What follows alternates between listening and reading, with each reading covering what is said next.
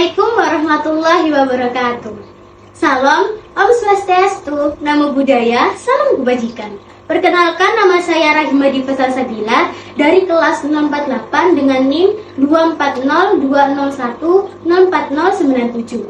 Pada kali ini saya akan mempresentasikan dari membaca kritis sebuah artikel yang membahas peran dan prospek pendidikan bahasa Jepang di Indonesia. Artikel ini mencakup berbagai aspek seperti latar belakang, peran, metode pengajaran, serta tantangan yang akan dihadapi. Yang pertama, latar belakang pendidikan bahasa Jepang di Indonesia. Sejarah perkembangan bahasa Jepang mulai diperkenalkan di Indonesia pada awal abad ke-20, terutama selama masa penjajahan Jepang. Selain itu, minat terhadap bahasa itu meningkat, dan seiring dengan pertumbuhan hubungan ekonomi dan budaya antara Indonesia dan Jepang. Popularitas bahasa Jepang di Indonesia dipicu oleh berbagai faktor, seperti budaya pop, seperti film, anime, dan musik Jepang yang banyak digemari oleh masyarakat Indonesia. Yang kedua, kesempatan kerja, seperti perusahaan Jepang yang beroperasi di Indonesia membuka peluang bagi mereka. Yang ketiga, pertukaran budaya, seperti program pertukaran belajar dan magang di Jepang semakin meningkatkan minat untuk belajar bahasa Jepang. Selanjutnya, ada peran pendidikan bahasa Jepang. Peran yang pertama yaitu meningkatkan keterampilan komunikasi. Pendidikan bahasa Jepang membantu siswa dalam mengembangkan keterampilan komunikasi yang efektif. Dengan menguasai bahasa Jepang, siswa dapat berinteraksi dengan penatur asli dan memahami budaya Jepang secara lebih mendalam. Yang kedua, mendorong pemahaman budaya. Belajar bahasa Jepang bukan hanya tentang tata bahasa dan kosakata, tetapi juga tentang memahami budaya Jepang. Dan ini membantu siswa untuk menghargai perbedaan budaya dan membangun hubungan yang lebih baik dengan orang Jepang. Dan yang ketiga, membuka peluang karir. Kemampuan bahasa Jepang dapat membuka banyak peluang karir di berbagai sektor, seperti perusahaan multinasional, industri pariwisata, dan pendidikan. Selanjutnya ada metode pengajaran bahasa Jepang. Yang pertama, metode pendekatan komunikatif. Metode pengajaran yang komunikatif sangat efektif dalam pembelajaran bahasa Jepang. Siswa diajak untuk berdiskusi, berdebat, dan berinteraksi dalam bahasa Jepang, sehingga meningkatkan kemampuan berbicara dan mendengarkan percakapan mereka. Dan yang kedua, metode penggunaan teknologi. Teknologi telah menjadi bagian integral dalam pendidikan bahasa Jepang, seperti penggunaan aplikasi, video, dan platform pembelajaran online untuk belajar dengan cara yang lebih interaktif dan menyenangkan. Dan metode yang ketiga, pembelajaran berbasis proyek. Pembelajaran berbasis proyek memberikan siswa kesempatan untuk menerapkan keterampilan bahasa Jepang. Misalnya, siswa dapat melakukan proyek penelitian tentang budaya Jepang.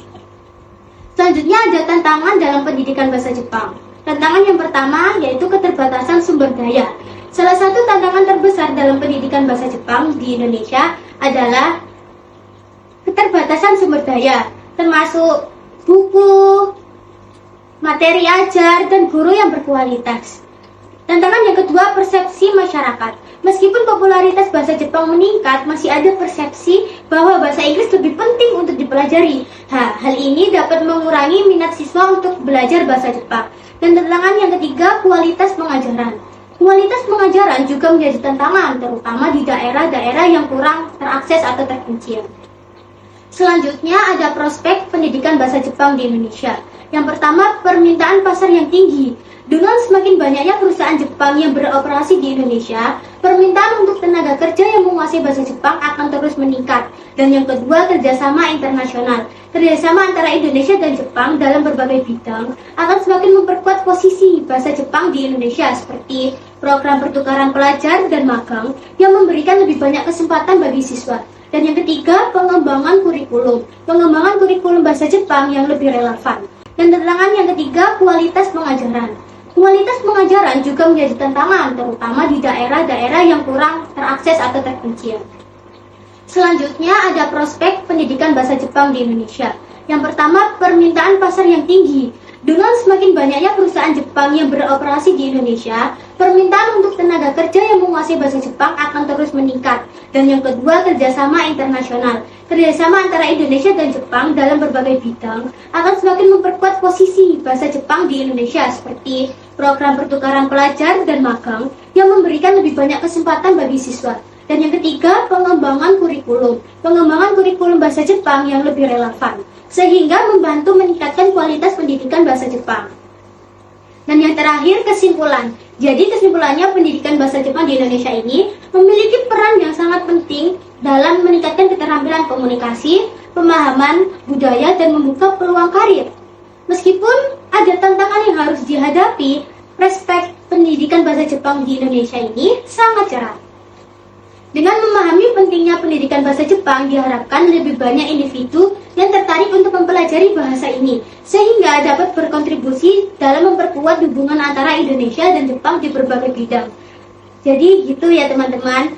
Sekian dari saya. Wassalamualaikum warahmatullahi wabarakatuh.